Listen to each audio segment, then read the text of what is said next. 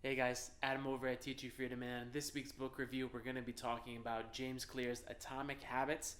This book is absolutely fantastic. It's one that I've reread multiple times. It's jam-packed with information, and I'm super excited to share it with you guys here today to give you some tactical tips and tools to implement in your own lives. Before we get jumped into the four biggest ideas, I want to talk to you guys about what are habits and why are they so important, right?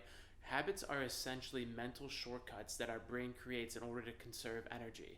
As we've talked about before, the brain is an absolute energy monster, right? It consumes tons of energy, and anywhere we can conserve energy is energy that we can put towards other activities, things, or processes that we use on a daily basis. So our brain creates these shortcuts to help make these processes simpler.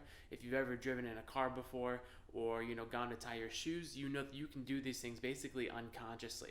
Now, the negative aspect of habits is that sometimes our brain can't discriminate between a positive and a negative habit. So what happens is we adopt whatever we manifest our energy on. So if we put our energy into bad habits, unfortunately those things grow and strengthen. If we put energy into good habits, those things will go and strengthen. So it's important to conceptualize why habits are important and really what they are. They're mental shortcuts that we take on to help make our lives easier, but it's up to us to make sure that we're putting that energy in good habits and not bad habits. So the first big idea that James talks about here is that atomic is powerful, right?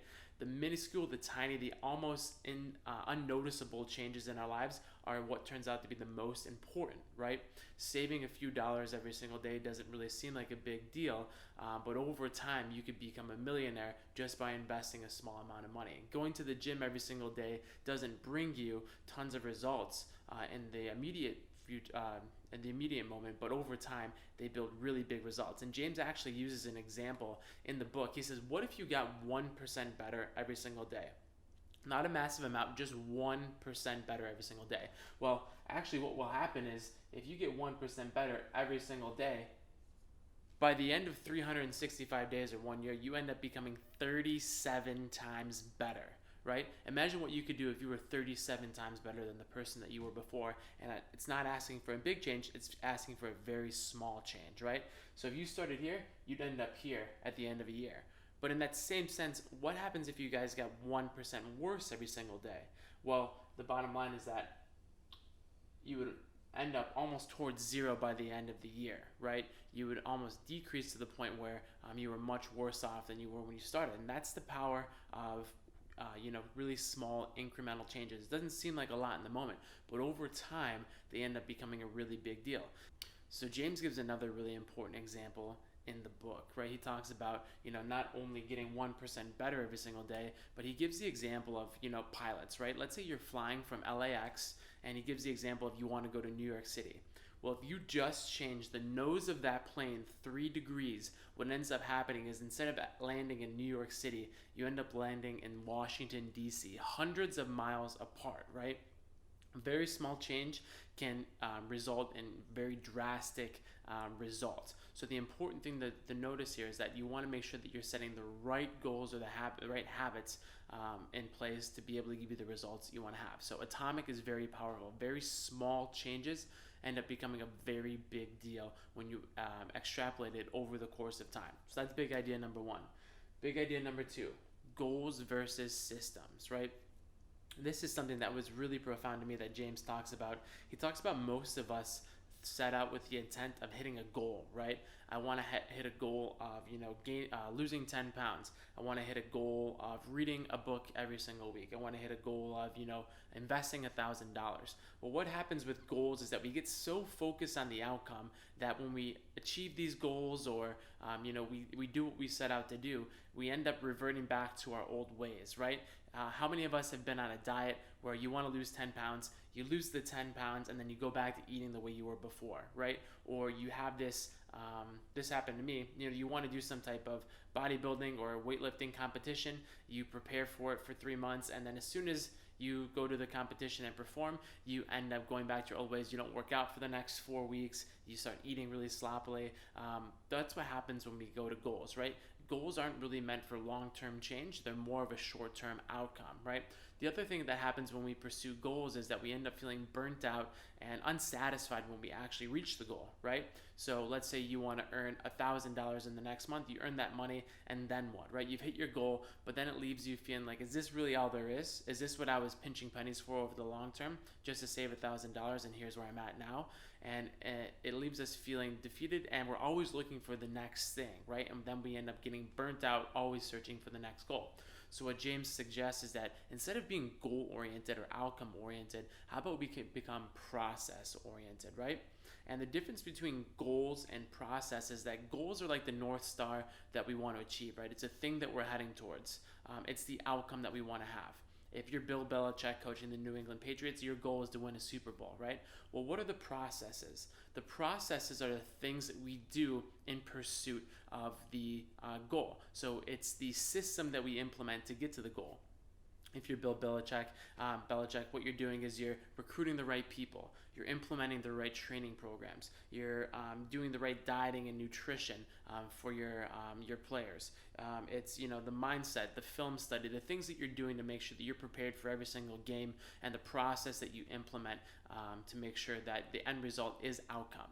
And the interesting example that James gives in the book is that associating between processes and outcomes is that every Olympic athlete on the Olympic stage has the same goal or outcome in mind, and that's to win a gold medal.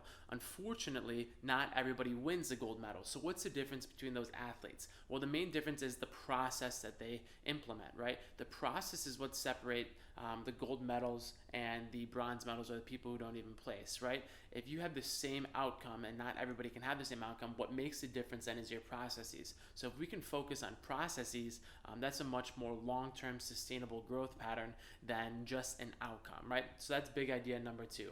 Big idea number 3.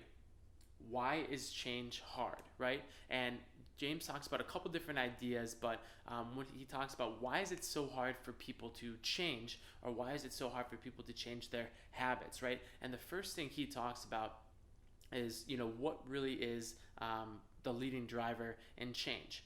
It's not the outcome that we want to have, right? If we want to stop smoking cigarettes, right?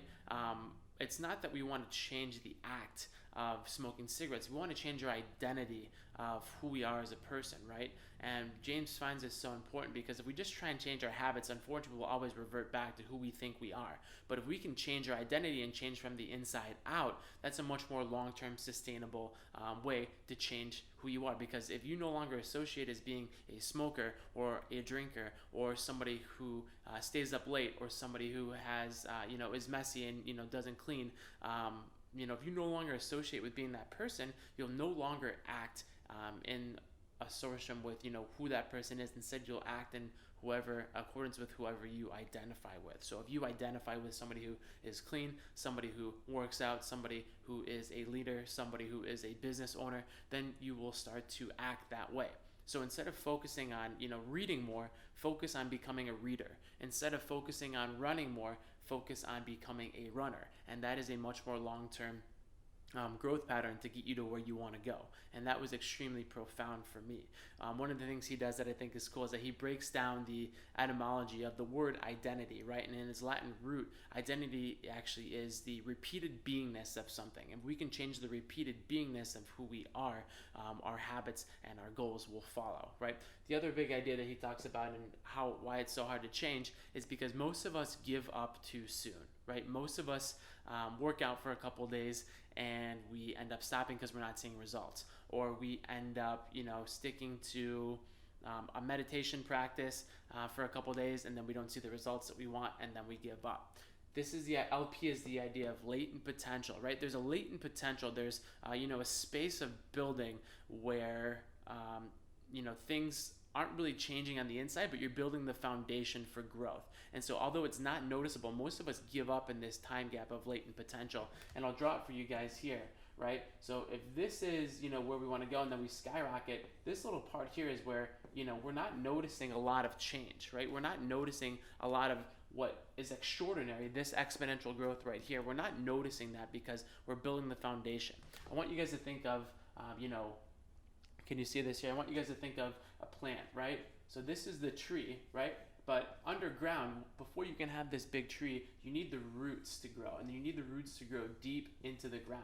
And without the roots, you can't have the fruit on the tree, right? And this is what that latent potential is. You're building the foundation, and most of us quit before we can actually get the fruits because we're not done building our roots. A really cool example that he gives is, you put an ice cube on the table, right? And it's at 0 degrees because it's frozen, and slowly you put it on the table and it starts to rise in temperature, 5, 10, 15, 20, 25, 30 degrees, and then once it hits 32 degrees Fahrenheit, that's when it begins to melt. Now, is it at that moment of 32 degrees Fahrenheit that it actually melts, or is it all the energy and the rising temperature that's come before it that actually makes it melt? Another really cool example that he gives is, the stone cutter chipping away at the stone to break the stone, right? He's hammering away 50, 60, 70 blows. By the time he hits the 100th blow on the stone, it finally splits in two. Was it that 100th blow that actually split the rock in half, or was it the 99 before it that ended up splitting the rock? So the important thing to mention here is that you will experience a gap between your actions and the results that you get. Don't give up, because that's where most people quit, and those people don't get results. Break through, grow your roots, and you will end up getting the fruit on the tree, right? So really cool example, and a really important lesson. Number 4, the anatomy of habit and change, right? So the core of this book is about what goes into a habit and how to break bad habits and build good habits. Well, the 4 stages of a habit are cue, craving, response, and reward, right? So what is a cue? A cue basically says an indicator that your brain recognizes as the potential for some reward, right? So you're walk in the kitchen and you smell the smell of cookies, right? Or, for drug addicts, this is like the sight of a needle, or, some type of paraphernalia. For me in the morning, right? I wake up in the morning and my immediate cue is coffee, right? That's what I think of first thing in the morning. So the cue is the thing that you presents itself that gives you the idea that there's a reward to be found somewhere. The next part of that is the craving, right? There needs to be something in your brain that triggers, that gives, there must be something motivating about the cue that makes you want to do it, right? Otherwise you wouldn't do it, right? So the craving for cookies would be, the taste of cookie in your mouth, right? Or the ice cream, or the treat that you want to have. If you like to work out, it's that craving of, the energy that you feel when you work out, or, the runner's high from going for a jog or something like that. So that's the craving, the motivation to get after it. The response is the action or thing that you do to get that reward, right? So it's the action that takes place to get you to whatever that reward is. And then the last phase is obviously reward, right? What is that thing that you're getting? For the cookie, it's the delicious taste of the cookie. For the workout, it's, making yourself feel good and look good, things like that. So those are the 4 stages. Now, James talks about how can we create good habits and negatively reinforce bad habits. So in order to make a good habit, first you need to take the cue and make it obvious. In his book, he gives the example of if you want to floss your teeth, putting the dental floss right on your kitchen sink, your bathroom sink every single night, right? Make it obvious. Make sure it's so easy for you to do that you have to do it, right? The craving, right? Make it attractive. Make it something that you really want to do. Make it fun, right? So if it's, going for a run or exercising, make it into a game, right? Make it exciting, okay? So make it obvious, make it attractive. For the response part, make it easy. Make it so easy that it's hard not to do it, right? In his book, he gives the example, make it so easy that you could do it in 2 minutes or less, right? So if you want to learn how to meditate, put the meditation cushion, on the floor of your bedroom every single morning, and put it right next to your bed. So as soon as you get out of bed in the morning, you can just sit right there and do it for 2 minutes, right? Don't try and set out and make it 10 minutes from the get-go. Make it so easy you have to do it. And then last but not least, make it satisfying, right? Make the reward that you get from it super satisfying. So if it's meditating every single day, make that after I meditate, I will, enjoy a cup of coffee, or after I meditate, I will do X, Y, or Z, right? Make it super rewarding and attractive for you so that you want to do it again, okay? In the same sense, if you want to take a bad habit and punish yourself or make it less attractive, the first step in the cue phase is make it unattractive, right? Make it really gross. If you're a smoker, surmount all the reasons why smoking is bad and terrible, right? Every time you grab a cigarette. For the craving portion, make it undesirable, right? Make it something that you no longer want to do anymore.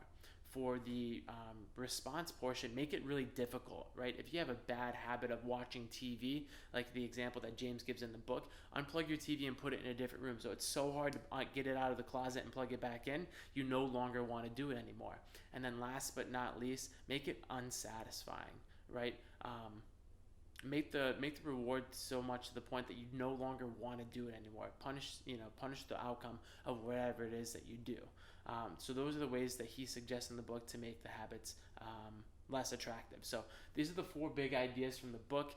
Atomic equals powerful. Really small incremental changes end up becoming a really big, have a big impact on your life. Goals versus systems. Don't focus on the outcomes. Focus on the process. Change is hard. Focus on your identity, not the action, but who you're becoming in the process, and then your results will follow. And the idea of latent potential, right? Don't give up in the beginning. You're building the deep roots that you need to get the fruits on the tree. And then last but not least, cue, craving, response, reward. Those are the 4